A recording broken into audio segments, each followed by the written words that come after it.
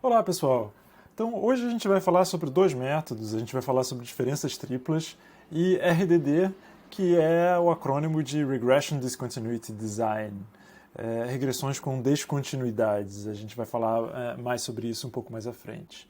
Então, o método de diferenças triplas, ele vai continuar o que a gente viu em diferenças e indiferenças. Na verdade, ele vai construir em cima e ele vai permitir com que a gente relaxe de uma forma controlada, de uma forma limitada, mas que a gente relaxe a hipótese de tendências paralelas.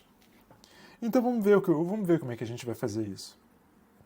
Em vários casos, a hipótese de tendências paralelas não é muito razoável, né? Não é muito fácil acreditar que tendências paralelas podem de fato acontecer. Né? O que são tendências paralelas? Só para refrescar a memória, é a ideia que o tratamento teria seguido a tendência do grupo de controle caso o tratamento não tivesse acontecido. Né? Então vamos dar um exemplo bastante, inclusive, um exemplo bastante atual, mas suponha que nós temos duas cidades, São Paulo e Rio de Janeiro, e vamos dizer que São Paulo está fazendo uma vacinação para os indivíduos acima de 65 anos, idosos acima de 65 anos, e a gente esteja olhando para o efeito sobre a saúde Y. Né? Por enquanto, o Rio de Janeiro não está aqui dentro desse cenário. Então, se a gente fosse olhar para o efeito, identificar o efeito da vacina, a gente estaria pensaria no grupo de tratamento como os idosos em São Paulo, os elderly, por isso esse e a gente pensaria como grupo de controle os que não são idosos em São Paulo, que eu vou chamar de Y, porque são os young. E a gente pensaria, bom, se no caso da vacina, a gente estaria comparando o índice de casos de Covid ao longo do tempo no grupo de tratamento contra o número no grupo de controle. De novo, o que a gente estaria assumindo é que o grupo de tratamento, a tendência do grupo de tratamento, seria a mesma do que a tendência do grupo de controle na ausência do tratamento. O problema aqui é que, nesse caso particular, seria difícil acreditar que de fato isso é verdade, porque o problema é que o indicador de Covid ou de não Covid, ele pode muito bem não ser paralelo ao grupo de controle, mesmo na ausência do tratamento. Por exemplo, se com o fato de, no meio da pandemia, esses grupos estão se comportando de maneiras diferentes. Né? Se um grupo está se isolando mais do que o outro grupo, como é bem possível que isso esteja de fato acontecendo, as tendências estão muito longe de serem garantidas, de serem de fato paralelas. Então, o que a gente poderia fazer aqui? Nesse caso de violação de tendências paralelas. A gente vai considerar um outro ambiente, vamos chamar ele de Rio de Janeiro, e vamos supor que no Rio de Janeiro não houve nenhuma mudança de política. Né? Não houve, por exemplo, vacinação. Isso não é bem verdade, porque a gente sabe muito bem que a vacinação está acontecendo no Rio de Janeiro também, mas suponhamos, para o efeito do exemplo, que no Rio de Janeiro não tivesse vacinação. Né? Então, o que a gente faria? A gente pensaria que, bom, se no Rio de Janeiro a gente também está observando as diferenças de tendência entre o grupo tratado, que são os idosos, contra o controle, que são os não idosos, então o que a gente vai fazer é utilizar a tendência diferencial que a gente computa pelo Rio de Janeiro para inferir qual teria sido a tendência diferencial em São Paulo. Então o que a gente vai assumir aqui é o seguinte: a gente vai extrair a tendência diferencial do Rio de Janeiro e vai subtrair essa tendência diferencial de São Paulo. A ideia é que a identificação agora, se antes no diferenças e indiferenças, a identificação era que, digamos, o grupo tratado tivesse seguido a mesma tendência do grupo de controle na ausência de tratamento, aqui a hipótese de identificação vai ser um pouco diferente. A gente vai assumir que São Paulo teria seguido as mesmas tendências do Rio de Janeiro na ausência do tratamento. Né? Que os idosos no Rio de Janeiro se comportam da mesma maneira que os idosos em São Paulo e que os jovens no Rio de Janeiro se comportam da mesma maneira que os jovens em São Paulo. Né? Isso é diferente de assumir que as tendências comparando idosos e não idosos numa mesma cidade são paralelas, né? A gente está comparando, dizendo que idosos em São Paulo se comportam como idosos no Rio e não idosos em São Paulo como não idosos no Rio, né? Então é uma hipótese diferente. E a gente pode implementar ela através de diferenças e indiferenças também, né? Então, como é que seria, né, o diferenças e indiferenças se a gente pensasse só em São Paulo?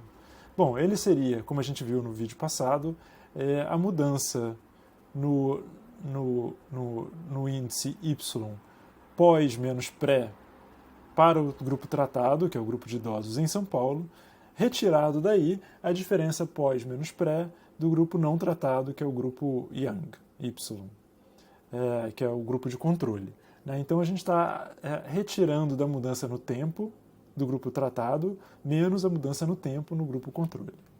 Essas seriam diferenças e indiferenças se a gente pensasse apenas em São Paulo. Mas, como a gente disse antes, ele potencialmente não está identificando o efeito da política, dado que existe essa diferença, essa tendência diferencial entre tratados e não tratados. O modelo de diferenças em diferenças ou diferenças triplas, o que ele vai fazer é que, bom, a gente vai extrair, vai pensar que a gente tem o diferenças em diferenças de São Paulo, mas a gente vai extrair dali a diferenças em diferenças do Rio de Janeiro, onde não houve tratamento. Isso quer dizer que, se não houve em Rio de Janeiro tratamento, as tendências diferenciais entre tratados e controles no Rio de Janeiro são capturadas, e se elas são similares às tendências diferenciais entre tratado e controle em São Paulo, o que a gente está fazendo é basicamente eliminando essas tendências diferenciais ao tomar essa diferenças em diferenças, né? Essa terceira diferença, em cima do nosso modelo, né? Então, quais são as três diferenças? A gente tem tratado e controle, a gente tem antes e depois do tratamento, e a gente tem os locais, né? Rio de Janeiro e São Paulo. Bom, isso é muito poderoso, e isso pode fazer com que a gente, de fato, extraia coeficientes mais perto dos estimadores causais em situações onde, mesmo dentro de uma certa cidade, onde mesmo dentro de um certo local, a gente não poderia, porque a gente não tem um bom grupo de tratamento e um grupo de controle. Então, de certa maneira, a gente está substituindo um bom grupo de tratamento e um bom grupo de controle pela observação desse mesmo grupo de tratamento e mesmo grupo de controle num segundo local, e a partir daí inferindo nesse segundo local onde não houve tratamento quais são as tendências diferenciais e usando isso para extrair essas tendências diferenciais do local onde de fato houve o tratamento. Bom, como é que a gente vai implementar isso dentro de uma regressão? Se a gente pensasse no Diff de São Paulo, né, a versão básica, né, original do Diferenças e Indiferenças, o Diferenças e Indiferenças de São Paulo seria a constante, mais a dummy de tratamento, que é a dummy de elderly ou idoso, mais beta 2 a dummy pós-tratamento, mais a interação entre tratado e pós-tratamento, e o nosso coeficiente de interesse é esse delta de São Paulo, onde a gente está capturando através daí o estimador de diferenças e indiferenças de São Paulo. Ok. E se a gente fizesse o mesmo diferenças e indiferenças no Rio, agora eu não vou chamar de beta, vou chamar eles de gamas, porque são coeficientes diferentes, mas o diferenças e indiferenças no Rio seria bem similar. Seria usando só os dados do Rio de Janeiro, a gente teria constante, a dummy de tratamento, que é a dummy de elderly, vezes gama 1, depois mais gama 2 a dummy pós, e o delta Rio de Janeiro, a interação entre elderly e pós. De novo, aqui o delta RJ vai ser o diferenças e indiferenças computado do Rio de Janeiro, onde o Rio de Janeiro é de fato um placebo, não houve no Rio de Janeiro um tratamento, portanto, ele só pode ser diferente de zero se houver uma divergência nas tendências diferenciais entre tratado e controle dentro do Rio de Janeiro. E como é que a gente vai especificar o nosso modelo de diferença triplas? Então ele vai ser uma combinação dos dois. Ele vai ser como que o coeficiente de São Paulo, vai ser a diferença do coeficiente de diferenças e indiferenças em São Paulo, com a diferença do coeficiente de diferenças e indiferenças do Rio de Janeiro. E a gente vai implementar isso através de uma regressão só. Se a gente definir uma dame São Paulo igual a 1, se aquela observação de São Paulo e 0 caso contrário, então a gente vai fazer o seguinte, a gente vai colocar, bom, se delta São Paulo é igual, se D São Paulo, a dame de São Paulo é igual a 0, então a gente está de fato tratando do Rio de Janeiro. Né? Então, delta D São Paulo seria 0, D São Paulo seria 0, D São Paulo seria 0, D São Paulo seria 0. Então a gente pode olhar só para a primeira parte da regressão. O que seria ela? Ela seria justamente representando, repetindo o coeficiente, o diferenças e indiferenças do Rio de Janeiro. Ou seja, delta 0 mais delta 1 grupo de tratamento, mais delta 2 pós-tratamento, vezes o delta, reparei que aqui tem um typo, perdão, é delta Rio de Janeiro, dame de tratamento vezes o pós-tratamento. Agora, o que a gente vai ter aqui é, de novo, repetir essa mesma especificação, mas interagindo todos os termos com a dame São Paulo. Então aqui a gente vai ter, se a gente olhar só para o primeiro termo, o que vai ser o intercepto para aqueles indivíduos de São Paulo? Vai ser gama 0 mais alfa 0, porque D São Paulo vai ser igual a 1 para eles. E o que vai ser, então, o coeficiente associado à dame de tratamento, à dame de elderly em São Paulo? Vai ser gama 1 mais alfa 1. Como São Paulo, como esse efeito para São Paulo deveria ser igual a beta 1, então a gente vai ter que beta 1 vai ser igual a gama 1 mais alfa 1, da mesma maneira como beta 0 vai ser igual a gama 0 mais alfa 0. Né? Então o que são os alfas aqui? Eles são a diferença nos coeficientes, seja eles do intercepto ou todos os coeficientes da regressão, quando a gente está considerando não mais o Rio de Janeiro, mas como a gente está considerando São Paulo, ou seja, o efeito adicional por se tratar de São Paulo em oposição ao Rio de Janeiro. Né? E, em particular, a gente tem isso para o delta.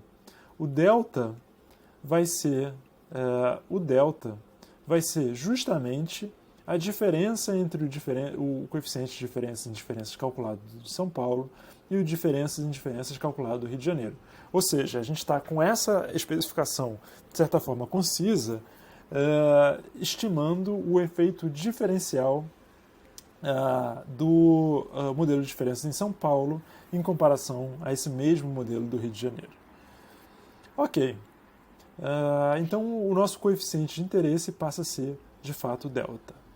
Então, saindo um pouco desse exemplo de vacinação, embora ele seja de alguma maneira útil e ele seja atual, né? Eu queria voltar a um exemplo de como a gente poderia aplicar isso num caso onde vocês mesmos trouxeram para mim, que é o caso do efeito de variações climáticas e variações pluviométricas sobre a produção de soja. Então a gente poderia pensar o seguinte, se a gente pensasse justamente no modelo de diferenças e indiferenças, vamos supor, primeiro, que a gente tenha dados de produção, né, digamos, cada município, quanto cada município produz em soja, no município I ao período de tempo T. A especificação em diferenças e indiferenças seria, se a gente pensasse em alguns lugares como lugares de tratamento, onde choveu ou não choveu, digamos que seja esse o tratamento, a gente pensaria na especificação de diferenças e indiferenças original, como, de novo, a intercepto, a dame de tratamento, a dame pós-tratamento e a interação, que seria o coeficiente do diferenças e indiferenças após o tratamento naquelas unidades que foram tratadas para a soja. Isso aqui tem alguns problemas. Né? Um deles, a gente já falou anteriormente, que é o fato que aqui o tratamento é só 0,1, né? Choveu ou não choveu, a gente sabe que a gente pode querer incorporar muito mais riqueza dentro desse modelo, porque não é só chover ou não chover, mas é quanto chove, etc. E não chove em todos os lugares ao mesmo tempo. Mas vamos deixar isso um pouquinho de lado e a gente já vai voltar para esse tema dois slides à frente. Né? Então vamos de uma maneira até assim, só para a gente construir o argumento, né? Vamos dizer que vai chover em alguns lugares e não vai chover em outros, e se chove, chove em todos os momentos do tempo. Né? Claramente isso não é uma hipótese muito realista, mas vamos só manter isso por um momento, só para a gente construir a partir daí o modelo de diferenças triplas, e a partir daí a gente vai generalizar. Ok.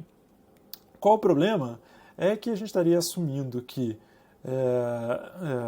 o tratado seguiu a tendência do controle na ausência do tratamento, e pode ser muito bem que diferentes municípios estejam crescendo em velocidades diferentes, ou pode ser que tenha um investimento em infraestrutura, ou qualquer aspecto que faça certos municípios crescerem mais rápidos do que outros, o que seria uma violação da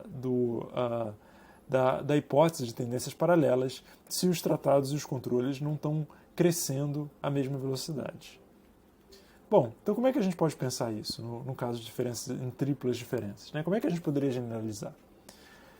Suponha que a gente tenha uma outra produção, que agora não é soja, mas agora é cana-de-açúcar.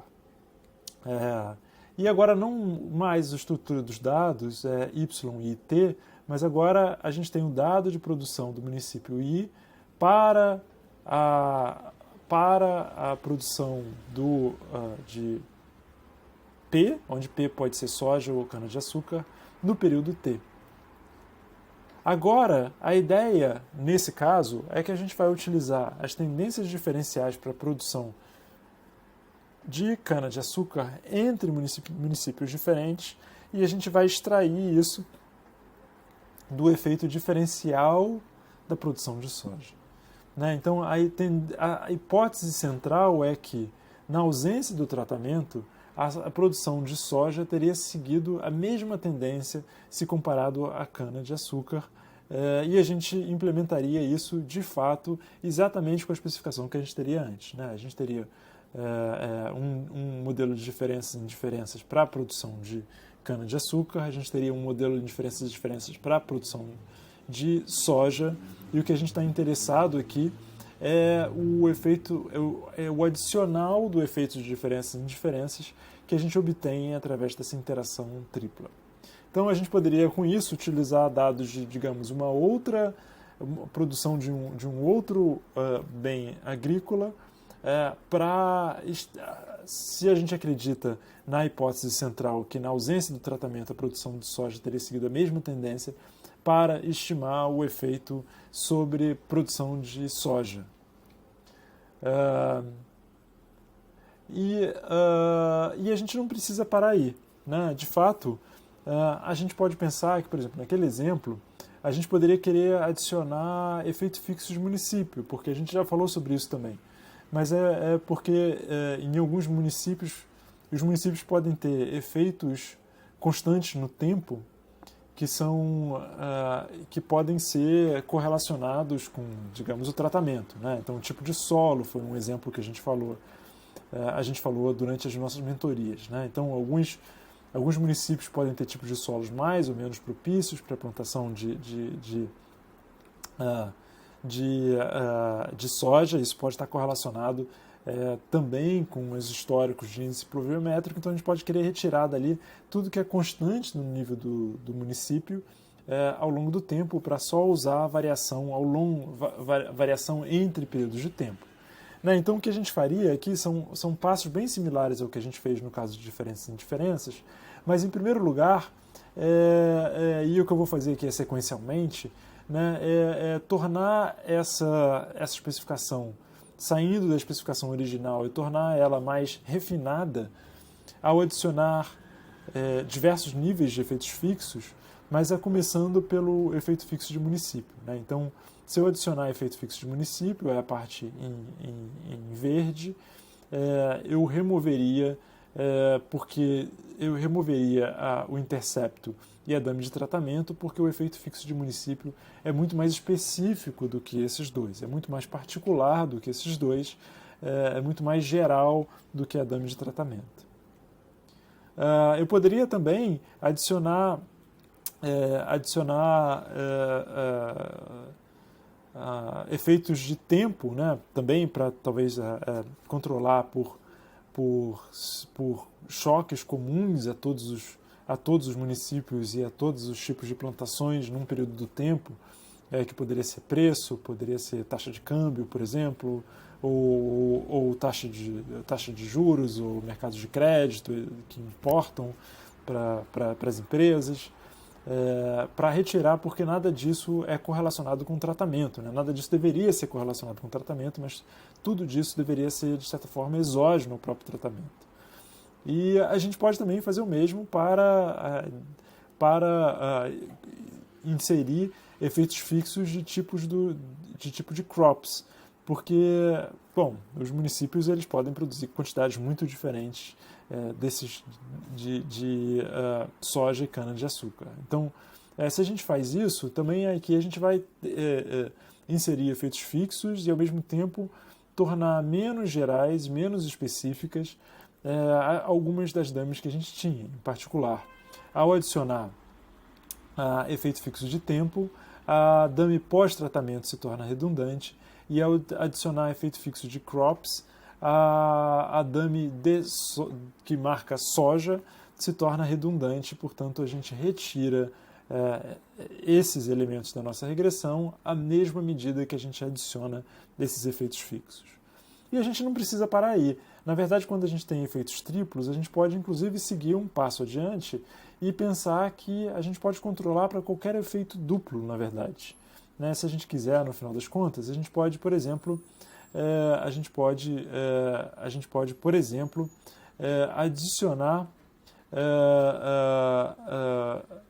adicionar controles para, digamos, a interação entre o tipo de crop e efeito fixo de tempo, porque afinal de contas o preço não vai ser o mesmo entre cana-de-açúcar e soja. Portanto, a gente pode querer inserir a interação, ou seja, uma constante para cada crop em cada período do tempo, ou seja, esse efeito fixo CPT. E nesse caso, a interação entre o pós-tratamento e soja se torna redundante. Né? Então a gente retira ela da nossa regressão. A gente poderia fazer mais dois passos ainda, e eu vou fazer os dois ao mesmo tempo. A gente poderia extrair a variação do efeito fixo de município ao tempo, porque, digamos, municípios podem estar em tendências diferentes ao longo do tempo, e a gente poderia também retirar qualquer variação que seja específica de um tipo de produção com um município. Ou seja, a gente poderia inserir um efeito fixo de tipo de produção município CIP. Porque pode ser que, digamos, tipos de solos diferentes sejam mais produtivos para soja ou cana-de-açúcar, e, portanto, a gente pode querer controlar por isso. Né? Então, no fundo, a gente pode chegar a uma especificação, que é uma especificação ultra refinada, onde a gente não tem nenhuma dessas interações, a gente não tem intercepto, a gente não tem adame de tratamento, a gente não tem adame pós, e a gente não tem adame de soja, porque elas foram absorvidas pelos efeitos fixos de município, de tipo de produção de ano. E a gente também não tem as interações duplas, tratamento com adame pós, tratamento com o tipo de produção e adame pós com o tipo de produção, porque elas foram absorvidas, todas elas, pelas interações duplas. E por fim ficamos só com a interação tripla entre dame de tratamento, dame pós-tratamento e dame soja.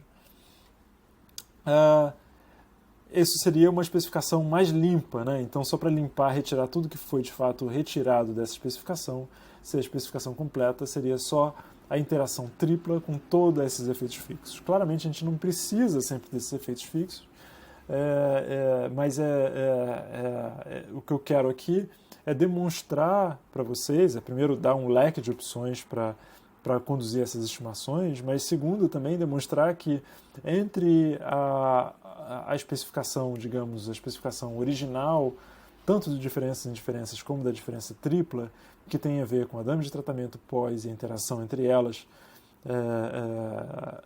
e no caso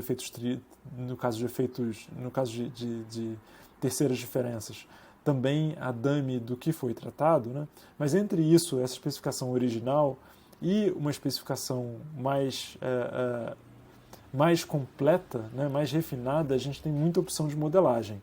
Né? E, em particular, a gente pode sempre querer extrair das nossas especificações, extrair dos nossos dados, todas as variações que não têm especificamente a ver com tratamento num período pós-tratamento na variável de soja, que é o que a gente está interessado, e extrair daí todas as variações que sejam ou variações entre municípios, ou variações entre os diferentes tipos de produtos, ou variações entre o tempo, estou me referindo ao efeito fixo de município, de tipo de produção, de tempo, e todas as razões pelas quais, digamos, um município ao longo do tempo pode estar se comportando diferente de outro município ao longo do tempo, ou um tipo de produção se comportando de maneira diferente do outro tipo de produção, e por aí em diante. Né? Então, essa é uma especificação muito poderosa, refina, a gente retira a partir daí muita variação dos dados para ficar só com aquela variação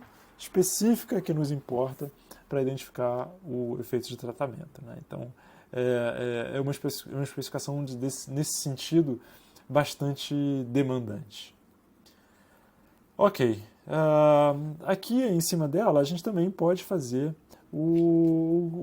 a modificação final, né, que de fato, reconhecendo, a gente já tinha apontado isso anteriormente, que a dame de tratamento que a dame de tratamento aqui, enfim, é chuva, né, o tratamento é chuva, não chove em todos os lugares ao mesmo tempo, e não é só choveu ou não choveu, mas a gente tem muito mais riqueza nos dados e a gente poderia substituir da mesma forma como a gente fez no caso de diferenças e indiferenças, substituir essa interação tripla por uma variável TI-PT que captura um efeito positivo para a intensidade do tratamento e zero caso contrário. Ok. Então é aqui que eu gostaria de deixar o modelo de diferenças e indiferenças. Né? Eu gostaria de deixar aqui mostrando para vocês, né, de fato que o modelo ele é muito rico, ele tem várias variações possíveis dentro dele. Não só ele tem várias variações, mas ele permite incorporar vários níveis de efeitos fixos para extrair dali variações que sejam ortogonais e não associadas à variável de interesse. E isso é um utensílio muito, muito poderoso dentro do utensílio de arcabouços econométricos que a gente tem à nossa disposição. Né? Então, eu queria passar agora para falar sobre o modelo de descontinuidade, né? A segunda parte. E o modelo de regressões em descontinuidades ele vai fazer uma coisa muito diferente do diferenças e indiferenças ou diferenças triplas, mas é que, na verdade, ele vai utilizar de designs das próprias políticas que têm certos thresholds, certos limites de elegibilidade que são dados por regras específicas. Né? Vou dar um exemplo. E, na verdade, está cheio de exemplos. Né? Por exemplo, a gente, no Brasil, assim como aqui na Inglaterra, não se pode o ano para que seja legalmente permitido a beber é 18 anos. Né? Então, a gente não, assim, se for um ano antes, não pode. Né? Na verdade, se tiver 19 anos, 364 dias pela lei, não pode. Se for 18 anos, pode. Né? Então tem essa quebra, esse corte muito específico, num ponto específico do tempo, onde antes o indivíduo não é elegível e depois é. Outro exemplo é o Bolsa Família no Brasil, né? Que é um dos maiores exemplos de programas de renda no mundo, e que famílias com renda abaixo de 180, 140 reais estão elegíveis e acima não estão elegíveis. Ou seja, se a família tem uma renda acima de 141 reais, ela não está elegível, com 140 ela passa a ser elegível. Então é só esse real que fez uma diferença brutal na elegibilidade. Pode-se usar, por exemplo, regras que determinam o tamanho máximo de uma sala de aula para identificar o efeito sobre o tamanho de sala de aula no aprendizado. Aí a gente vai ver um exemplo também sobre eleições, já que em muitos casos no Brasil um pouco menos, mas quando o sistema é tal que um distrito elege apenas um representante, existe claramente uma descontinuidade, né? Se um candidato ganha metade dos votos mais um, ele é eleito; se ele ganha metade dos votos menos um, ele não é eleito. É uma descontinuidade muito clara, que também pode ser usada. A gente vai ver aqui um exemplo, inclusive isso foi muito utilizado, é muito utilizado, e a gente vai ver um exemplo exatamente disso. Bom, o ponto é que a gente vive num mundo com muitas regras e muitos cut-offs. E a gente pode encontrar isso possivelmente dentro da própria atividade do banco. Quando o banco decide, olha, vou financiar empresas até certo nível de capital, ou acima de certo nível de capital, ou que tenham um determinado tamanho, ou que tenham um determinado patrimônio, ou que tenham algum índice de, digamos, lucratividade, são cut-offs, são quebras, né, são descontinuidades que podem ser exploradas para identificar o efeito dessas políticas sobre, digamos, a performance do crédito. Estou só dando um exemplo, mas eu gostaria, enfim, eu vou deixar inclusive isso para a mentoria, que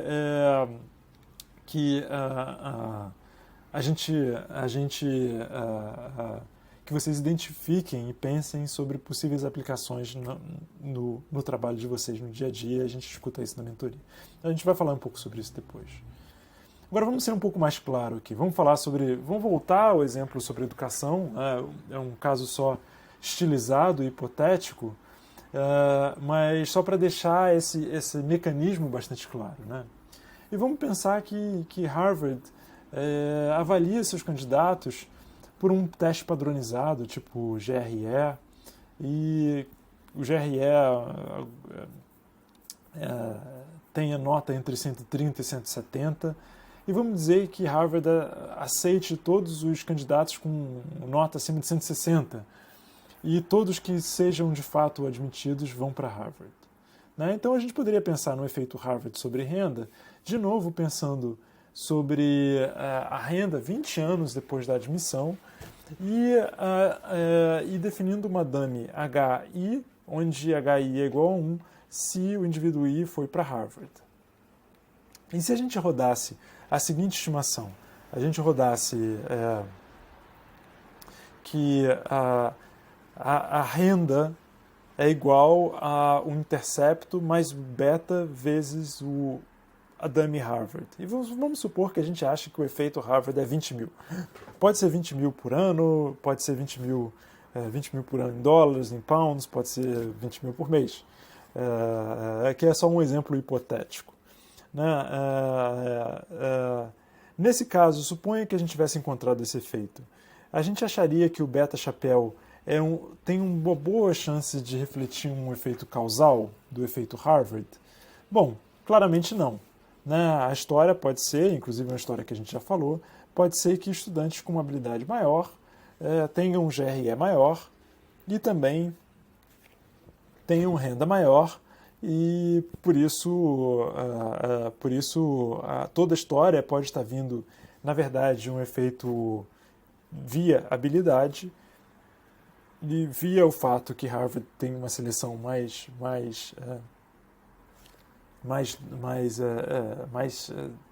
dura, né, mais seletiva do que as outras universidades, de tal forma que esse efeito não vai identificar o efeito de Harvard, mas pode identificar o efeito de Harvard mais diversos outros efeitos, habilidade, ambição, etc., como a gente falou naquele momento. Então, o que a gente poderia pensar, então? A gente poderia pensar que, de novo, se a gente explorasse o fato que Harvard admite com GRE acima de 160, especificamente acima de 160.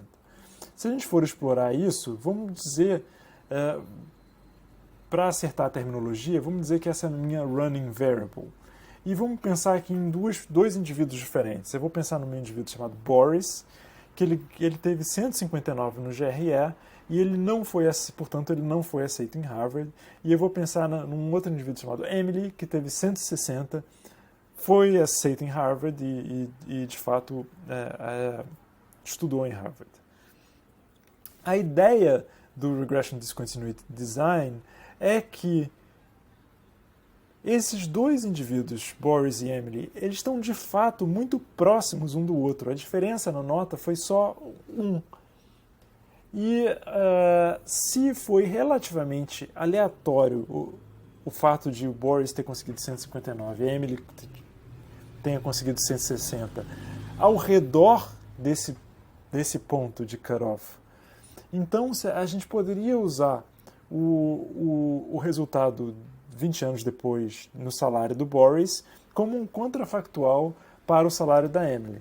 Né? Aqui a ideia é que só localmente em torno desse cutoff, os indivíduos que caíram à esquerda, que têm um GRE menor do que 160, eles vão ser bons contrafactuais para aqueles que caíram à direita com GRE 160 ou maior, porque é como se a gente pensasse que ao redor do cutoff existiu aqui foi quase aleatório se o indivíduo conseguiu 159 ou 160. Então, essa ideia é que essas diferenças muito minúsculas na running variable vão ser mais devidos a chance e sorte do que fatores não observáveis. Né? Isso vai ser menos verdade se a gente comparar se Boris tivesse tido 140 contra a Emily que tivesse tido 170, porque essa seria uma variação muito grande na nota. Mas bem localmente, ao redor do cutoff, isso vai ser uma variação que vai identificar os efeitos de tratamento. Né? Então, a ideia aqui, de novo, que a gente vai usar o Boris como um bom contrafactual para a Emily. Então, se a gente olhasse, enfim, de fato para os dados dos Estados Unidos, onde alguns estados podem se beber a partir de 21, a gente encontraria de fato um número de uma mortalidade justamente maior ao redor desse ponto, né, que a gente vai ver inclusive por quê, mas aqui a ideia é que justamente nesse ponto algo acontece, né, porque houve uma mudança tão drástica na elegibilidade para beber nesse ponto. Né, então a gente pode olhar para as consequências disso, porque foi uma mudança muito drástica em elegibilidade. Né. Então, se a gente olhar esse exemplo, voltando a esse exemplo aqui, de novo, estou pegando aqui vários exemplos diferentes para a gente, aproveitando com isso, exemplificar aqui como que esse é um método versátil, né? Mas a gente poderia olhar para os meses ao redor do 21º aniversário. Né? Então, se a gente olhasse só para as observações que estão caindo ali, a gente veria que, de fato, por alguma razão, que inclusive a gente vai falar um pouco melhor daqui a pouquinho, há um aumento de mortalidade daqueles indivíduos justamente quando eles fazem 21 anos nos Estados Unidos. Se tiver 20 anos e 11 meses, um efeito de mortalidade, inclusive, vai diminuindo ao longo do tempo, mas ele está representado por esse ponto, mas há um pulo muito grande justamente no mês onde o indivíduo faz 21 anos e depois ele começa essa tendência justamente declinante, devagar, mas declinante. Né? Então, que a gente quais são as premissas aqui dessa identificação? É que a gente tem uma variável de tratamento que de fato é uma função determinística da running variable, ou seja, o running variable para mim aqui é a idade, e existe uma função que é determinística a partir da idade, ou seja, a partir de 21 anos tal coisa acontece, a partir de 21 anos, com probabilidade 1, o indivíduo pode consumir bebidas alcoólicas, e com 21 ou menos, com 20, 11 meses ou menos não pode, que a gente está presumindo aqui que é uma mudança descontínua nessa quebra, não importa se o indivíduo tem 20 anos, ou tem 20 anos e meio, ou tem 20 anos e 11 meses, ele não pode consumir bebidas alcoólicas, pelo menos pela lei, e ele pode, a partir de um dia, no dia que ele completa 21 anos. Né? Então, essa é uma descontinuidade, é justamente a partir daí que a gente está identificando nossos efeitos. E a nossa premissa, de novo, nossas condições de identificação, é que essa é a única coisa que muda nesse ponto do cutoff. que todas as outras políticas estão constantes ao torno de 21 anos. Isso pode ou não ser verdade, né? Digamos que a gente pense como 18 anos no Brasil. Bom, 18 anos no Brasil não é a única coisa que acontece, é a permissão para consumir bebidas alcoólicas, mas se torna um maior legal, pode-se dirigir, etc. e tal. Então não é a única coisa que muda, mas o importante aqui é que para que a gente consiga identificar um efeito dessa política, ela tem que ser a única coisa que está mudando, afinal de contas, caso contrário, a gente vai estar confundindo, a gente vai estar capturando o efeito de mais de uma política aqui. Então essa não seria uma estimação limpa. E a gente vai especificar essa regressão da seguinte forma, né? A gente teria aqui o índice de mortalidade para mês A com uma constante, um intercepto, uma dummy DA, que é a dummy que vai ser igual a 1 caso a idade seja maior ou igual a 21, e a gente vai ter aqui o coeficiente interagido com a running variable, que vai capturar o fato que, se a gente olhasse para esse dado bruto anterior, de fato há uma tendência ligeiramente de queda à esquerda e à direita do ponto de cutoff, refletindo que, à medida que o indivíduo nessa faixa etária vai ganhando um pouco de idade, por alguma razão a mortalidade vai caindo, embora lentamente, mas ela vai caindo.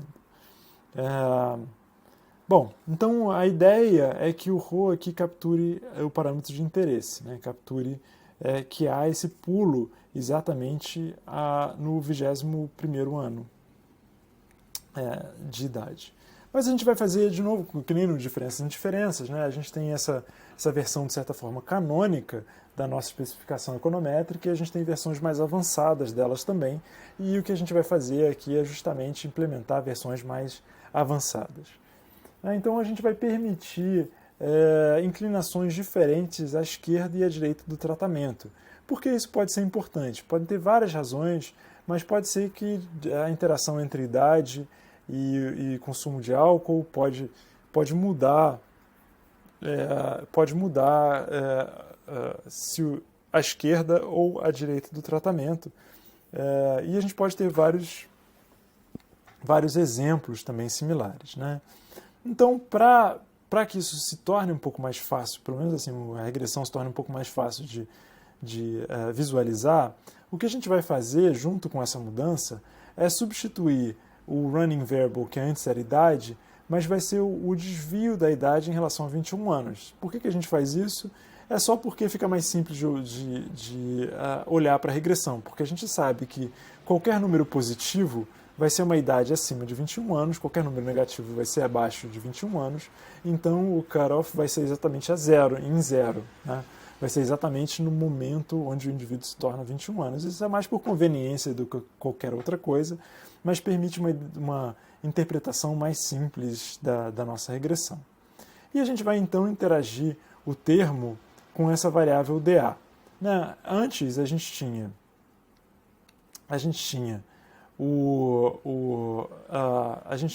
o intercepto,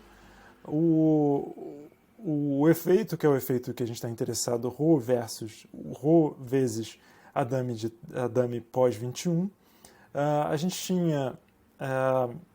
tinha o slope, mas agora a gente vai permitir um slope diferente à esquerda ou à direita do tratamento, que a esquerda do tratamento vai ser só o gama, e a direita do tratamento vai ser DA, vai ter sido igual a 1, porque a idade é maior do que 21, e o slope vai ser gama mais delta, né? Portanto, ele pode ser diferente.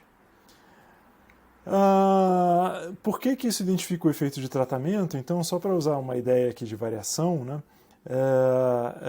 Se a gente pensar numa determinada idade, né, digamos, fixe uma idade A, né, o que a gente esperaria como diferença no efeito de tratamento vai ser, de fato, a direita do tratamento vai ser alfa mais ρ, porque DA é igual a 1, mais gama o slope, mais delta o slope, menos do outro lado, né, porque DA é igual a 0, menos alfa, menos gama A menos alfa 0. Né? Então a ideia é que se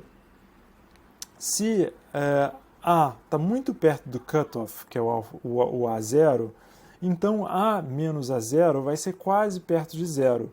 E o que vai acontecer é que esse termo não vai importar, portanto a gente vai estar capturando só o efeito ρ, que é o efeito desse pulo em torno do ponto do cutoff, em torno do ponto da continuidade. Né? Isso não seria necessariamente verdade se a gente estivesse olhando para o efeito de tratamento, digamos, à idade 31. Porque com a idade 31, o ponto do cutoff tinha sido 21, então não mais a gente está olhando para uma variação local ao tratamento, mas a gente está olhando para uma variação muito além do tratamento em si, o que sugere que essa comparação não identificaria o efeito do tratamento. Né? Então aqui a ideia é só para reforçar que o efeito que a gente está capturando é esse efeito muito local ao ponto de cutoff, que nesse caso foi 21 anos. Ou seja, com 31 anos seria uma extrapolação muito forte. Aí a gente não pode, de fato, utilizar essa variação para identificar qual teria sido o efeito de tratamento. Né? A gente não pode, inclusive, falar sobre qual seria o efeito de tratamento em outras idades.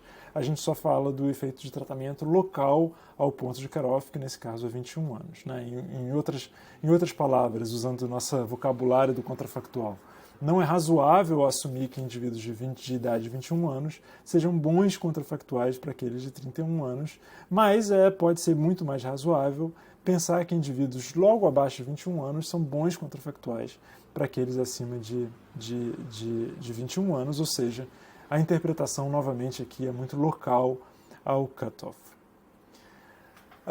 Um aspecto que é realmente muito importante para a gente pensar no Regression Discontinuity Design é que a descontinuidade ela pode se confundir com efeitos não lineares. Né? Então vamos pensar o seguinte, eu vou dar uns exemplos visuais aqui, tal qual a gente falou no método de diferenças e indiferenças. Vamos pensar no caso A. No caso A, o y é uma função linear, de fato há um efeito de tratamento justamente ao ponto cutoff, ponto 5. Né? Então, esse aqui é um efeito de tratamento legítimo. De fato, ok, aqui a gente deveria detectar um efeito de tratamento e, de fato, a gente detectaria esse efeito de tratamento. Vamos pensar aqui o caso B, onde não mais a gente tem um efeito linear, mas a gente tem certas não linearidades dos dois lados. Esse é um caso um pouco mais complexo, porque a gente tem efeitos não lineares, mas o efeito de tratamento ele continua acontecendo. Né? Tem claramente um pulo justamente no cutoff, ponto 5. São exemplos hipotéticos. O perigo acontece no caso C. No caso C, a linha pontilhada é o efeito verdadeiro. O que está acontecendo aqui é que a gente tem uma não linearidade justamente coincidindo com o ponto de cutoff no ponto 5. No entanto, se o econometrista não reconhece isso como uma não linearidade, ele poderia implementar uma regressão linear à esquerda e à direita do ponto. E se ele implementa uma regressão linear, ele vai, por erro, identificar que existe um pulo justamente no ponto, justamente em torno do cutoff ponto 5, e isso vai estar vindo do fato que ele especificou uma regressão linear, quando na verdade o efeito verdadeiro é não linear. Então esse é um perigo que vem da má especificação da forma funcional, que a gente pode controlar por adicionar termos não lineares na esquerda e na direita do ponto de corte. E se houve alguma mudança muito relevante dos coeficientes estimados pela inclusão desses coeficientes não lineares, então a gente vai ter uma indicação que a gente teve uma má especificação da forma funcional. Caso contrário, a gente tem uma indicação da robustez das nossas especificações originais econométricas. Então, o que a gente pode fazer, seguindo esses vários passos para uma regressão mais robusta, mais refinada, a gente poderia não só interagir com termos quadráticos, mas como a gente poderia interagir com termos quadráticos heterogêneos à esquerda e à direita do ponto de corte, onde a gente tem gama 2 à esquerda e a gente tem gama 2 mais delta 2 à direita, onde dA é igual a 1. mantendo os slopes também heterogêneos à esquerda e à direita. E, inclusive, a gente poderia ter efeitos cúbicos, potências à quarta, vai ficando cada vez mais complexo também de estimar esses modelos, mas a gente poderia ter. E, de fato, se a gente de fato insere e roda essas regressões para o caso da permissão para consumir bebidas alcoólicas, de fato a gente veria que esse caso parece ser bastante robusto à inclusão de termos não lineares, né? Então aqui o termo pontilhado, a regressão pontilhada é a regressão que a gente já tinha visto no slide anterior, né? É a regressão linear com uma tendência levemente decrescente, e a linha cheia é com termos quadráticos, onde de fato, bom, o perigo econométrico aqui parece não ter se materializado, dado que a descontinuidade existe mesmo quando se inclui o termo não linear, né? Então, como eu disse, a gente poderia introduzir termos cúbicos, onde a gente tem a diferença entre A e A0, né? Ao cubo, à esquerda e à direita do ponto de cutoff. E, de fato, essa é uma maneira muito útil da gente criar confiança no nosso estimador de Regression Discontinuity Design, né? Qual é a ideia aqui? Então, a ideia é que a gente tenha, bom, assim como no caso de diferenças e indiferenças, né, a gente tem nossas hipóteses de identificação, fazendo um paralelo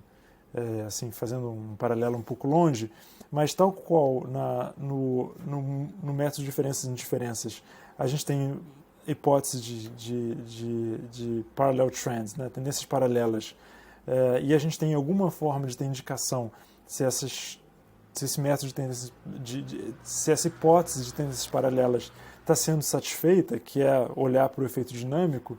Aqui também no Regression Discontinuity Design, a gente está, a hipótese principal é que há uma descontinuidade em torno do ponto de cutoff,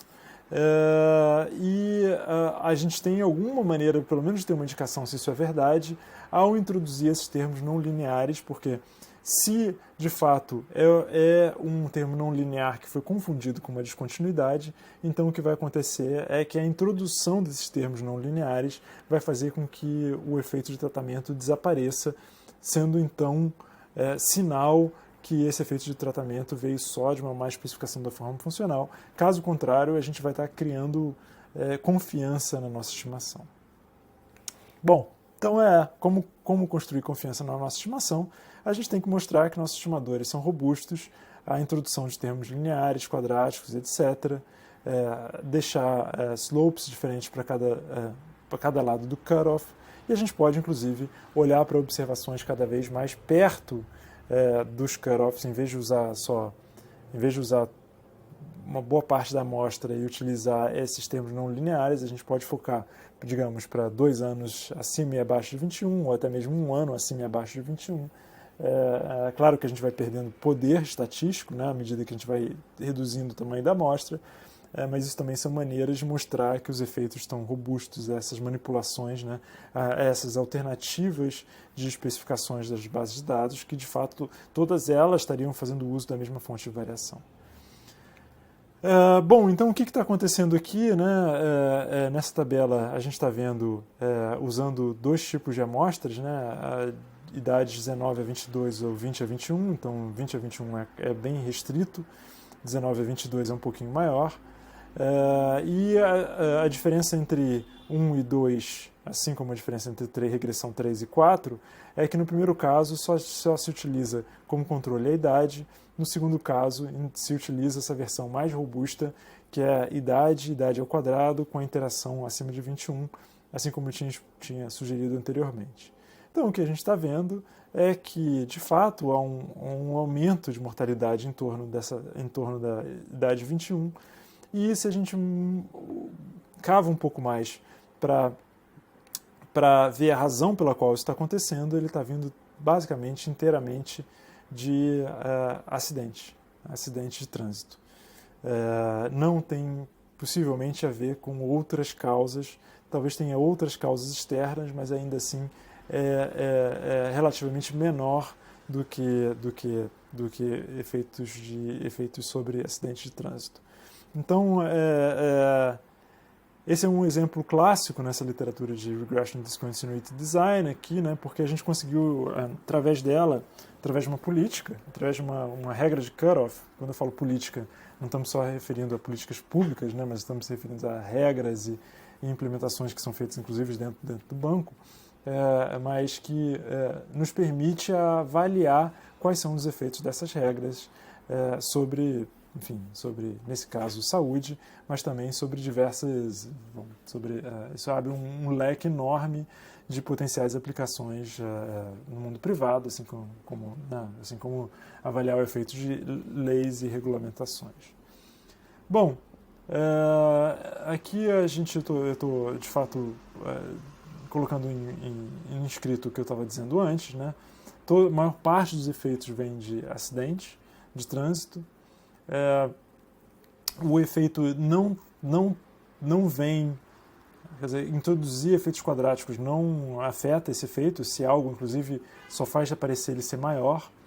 E quando a gente muda para uma amostra entre 20 e 21 anos de idade, de fato, o coeficiente é quase não modificado, embora a redução da amostra aumentou os erros padrão, mas não mudou materialmente os coeficientes estimados, né? Então, se por um lado restringir a amostra aumenta a variância dos estimadores, por outro, quando a gente restringe a amostra justamente em torno de 20 e 21 anos, a gente está fazendo com que a nossa estimação seja cada vez menos viesada, porque a gente está só se focando justamente em torno da variação, ou seja, por um lado a gente perde em precisão, mas a gente ganha, a gente perde em variância, mas a gente ganha na identificação, né?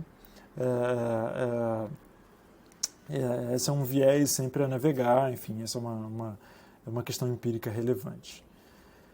Não existe aqui uma recomendação específica sobre qual o range em torno do cutoff que vocês deveriam utilizar. Eu acho que a ideia aqui é a gente mostrar que eles são robustos independente dessa escolha. Ok, isso é mostrando graficamente que de fato a maior parte do efeito tem de fatalidades, né? Então eu prometi que eu ia fazer um exemplo sobre política, né, sobre reeleição, e esse é um exemplo também, eu trouxe 2 exemplos canônicos na literatura, mas que é o efeito sobre eleições. E aqui a ideia é o seguinte, eu vou passar bem rápido sobre esse exemplo e o próximo, mas é só para ilustrar como que esse tipo de identificação ela tem uma abrangência muito grande e a gente pode pensar em aplicar ela de maneiras muito diferentes, né? E aqui a ideia desse paper é o seguinte, bom, se a gente pensa numa visão, ou talvez otimista, né, que eleições democráticas deveriam ser um campo de batalha, né, nivelado, né? O fato do candidato ser o incumbente não deveria dar a ele nenhuma vantagem, né? Ele estar eleito não deveria dar nenhuma vantagem em relação ao seu concorrente, né? A máquina não deveria ajudar ele a se eleger em si. Na verdade, a gente vê algo muito diferente, né?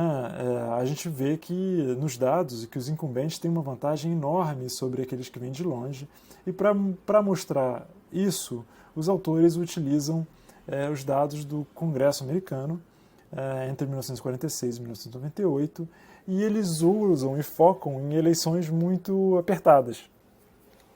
Então, a running variable aqui vai ser a margem de vitória e numa eleição, e a gente vai olhar para os outcomes, que é a probabilidade do indivíduo ser o vencedor, ser candidato e nas eleições seguintes, e o indivíduo ser vitorioso nas eleições seguintes. E o que a gente vê é o seguinte, é muito claro, é visualmente muito claro.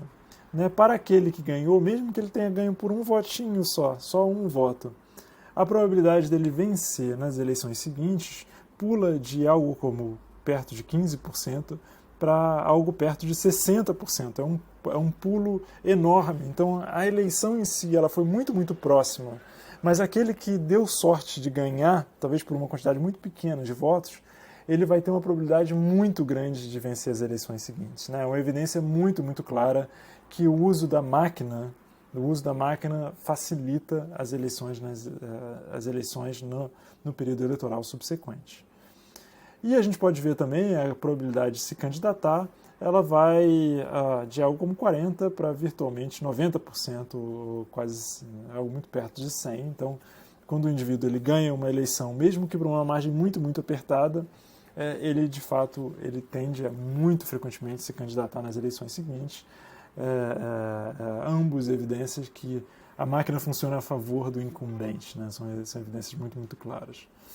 Eu queria terminar aqui dando um exemplo que é um exemplo menos canônico na literatura, mas muito bem publicado e tem tudo a ver com o Brasil, e eu acho que é um exemplo muito, muito interessante, que de novo, uma aplicação muito criativa do Regression Discontinuity Design, que observou com o Brasil, num dados brasileiros, o efeito da votação eletrônica sobre os resultados inclusive sobre saúde.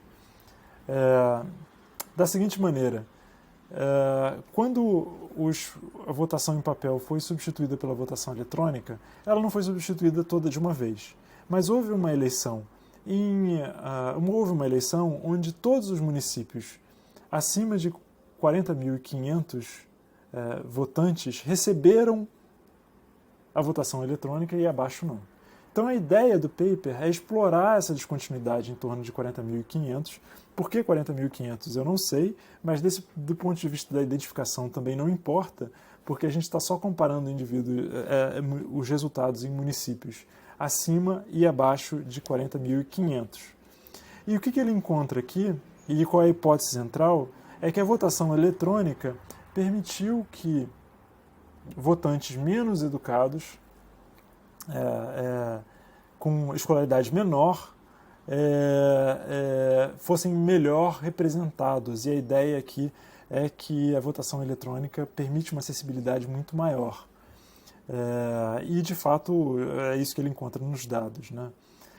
O que é interessante é que, bom, se os eleitores menos escolarizados estão votando mais, eles estão mais representados dentro eles estão votando mais, a gente deveria esperar que as políticas públicas reagissem também a isso, né? E, de fato, a gente vê que naqueles municípios, explorando a descontinuidade, logo acima de 40.500 habitantes, o que acontece é que esses municípios gastam mais com saúde, que é, de fato, um tipo de gasto público que beneficia muito os indivíduos menos educados, né? Então, isso é perfeitamente congruente com a interpretação, né? Então, se observa, inclusive, eu acho que a força do paper está inclusive, em mostrar não só que houve efeito na mudança de política, mas também que isso afetou o resultado em saúde em si, quando ele olha para nascimentos de criança, que diminuiu o número de nascimentos de crianças com baixo peso, que é um indicador que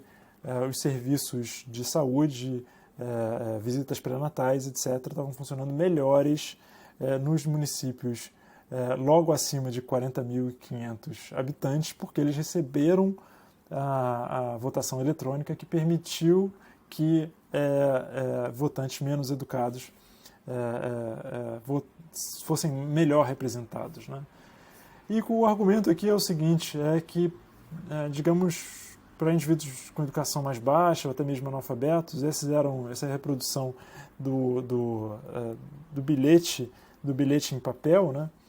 Você precisava escrever o número ou o nome do candidato para deputado federal, para deputado estadual, e no sistema eletrônico, isso aqui eu retirei do paper, inclusive, no sistema eletrônico, você tem você só utiliza o número num teclado que é muito parecido com um telefone, é uma tecnologia que as pessoas estão acostumadas, você tem esse feedback visual, se você está acertando ou não está acertando, e você, enfim, com isso você pode corrigir também se houve algum erro, se você não, de alguma maneira não conseguiu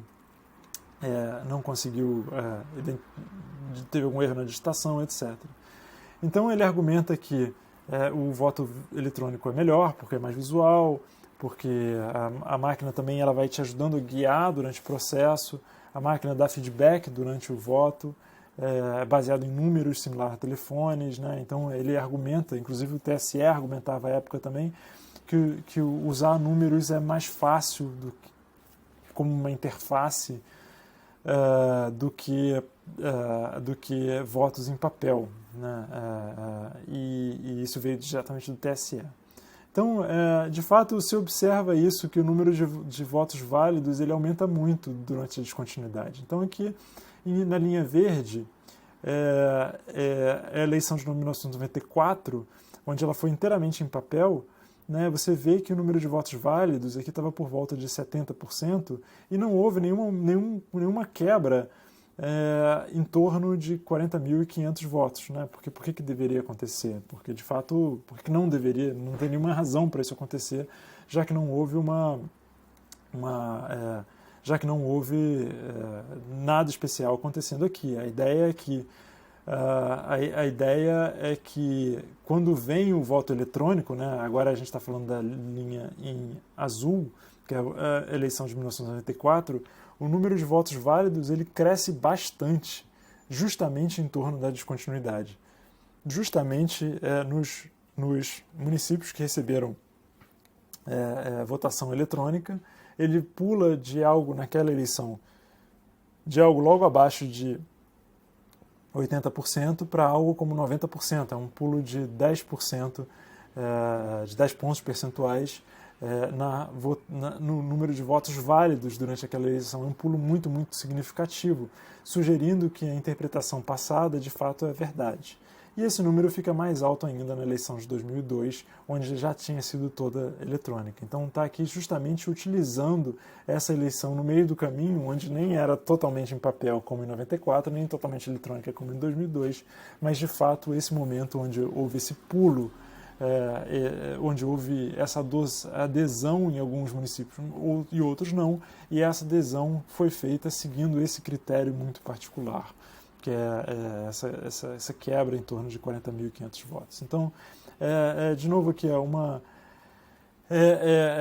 aplicação aqui muito interessante, porque mostra justamente uma aplicação muito curiosa, assim, muito, muito criativa, porque ela permite ver efeitos muito claros, né, sobre a mecânica de votação, sobre efeitos que são muito importantes, né, sobre a decisão alocativa dos gastos públicos, e não só a decisão alocativa dos gastos, mas como efeitos reais dessas decisões. Bom, então eu vou encerrar o Diferenças e Indiferenças por aqui, né? Concluindo, a gente viu várias especificações de diferenças e indiferenças que presumem variações diferentes sobre tendências paralelas.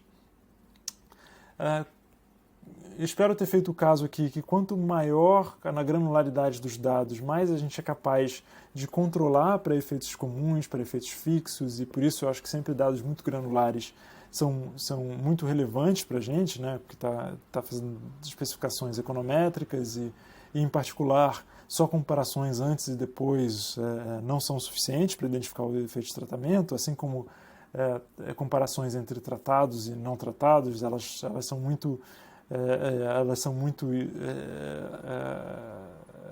pouco precisas, né? E a gente poderia pensar, inclusive, sobre quais consequências seriam se a gente tomasse decisões na prática sobre onde a gente vai, digamos, investir, em que empresas a gente vai investir, o que esperar do futuro do Brasil e o que esperar sobre diversos cenários econômicos, e tomar decisões alocativas baseadas nisso, e isso está sendo mal informado pela nossa econometria, né? Tem custos muito tangíveis, então por isso que a gente está dando um enfoque grande sobre a capacidade de fato detectar esses efeitos com uma precisão relevante aqui, né? A gente também viu o modelo de descontinuidades, né, explorando essa regra de elegibilidade em torno do ponto, que é uma alternativa para identificar os efeitos de tratamento. Então, o que eu queria aqui para a próxima mentoria, aqui de quinta-feira, é que vocês pensassem amplamente sobre o trabalho de vocês, refletissem e pensassem em questões que poderiam ser interessantes dentro do contexto de tratamento, do contexto do trabalho de vocês, e elaborassem um pouco. Que vocês fizessem um arquivo de PowerPoint com um slide só, com a questão que vocês gostariam de trabalhar, né? Qual o efeito que vocês gostariam de detectar, qual a estratégia de identificação que vocês abordariam aqui, dentre todas elas que a gente viu, regressões controladas, efeitos fixos, diferenças em diferenças, várias versões de diferenças em diferenças, Regression Discontinuity Design, também com várias variações, e qual seria a especificação empírica, a especificação que seria estimada nesse caso, e em último lugar, qual seria a base de dados ideal para estimar, né? Não precisa, se quiser, é ótimo, mas não precisa tentar identificar se essa base de dados existe. Eu acho que aqui eu gostaria de fazer do foco da próxima mentoria, que a gente explorasse quais são essas especificações possíveis e como é que elas se encaixam dentro do trabalho de vocês. E aqui eu pensaria aqui um pouco amplamente, não necessariamente só no dia a dia de vocês, mas do ponto de vista, se vocês pensarem como gestores, já que estamos numa academia de gestores, quais são as perguntas importantes que, como gestores, vocês gostariam de responder e que se adequariam a uma exploração empírica e algum dos métodos que a gente viu até agora, e na quinta-feira a gente vai discutir sobre isso e elaborar em cima. Então, onde a gente já falou do problema de previsão, a gente está quase terminando o problema contrafactual, eu vou falar de variáveis instrumentais na próxima aula, e a partir daí a gente vai mudar para falar ainda mais sobre não linearidades, sobre métodos de máxima verossimilhança, probability logit, métodos generalizados de momento, e regressões. Vou falar aqui só alguns comentários sobre regressões não paramétricas e quantílicas, se o tempo permitir. Tá bom? Então nos vemos na quinta-feira. Até lá e espero que a gente tenha uma discussão profícua na nossa quinta-feira. Ok? Tchau, tchau.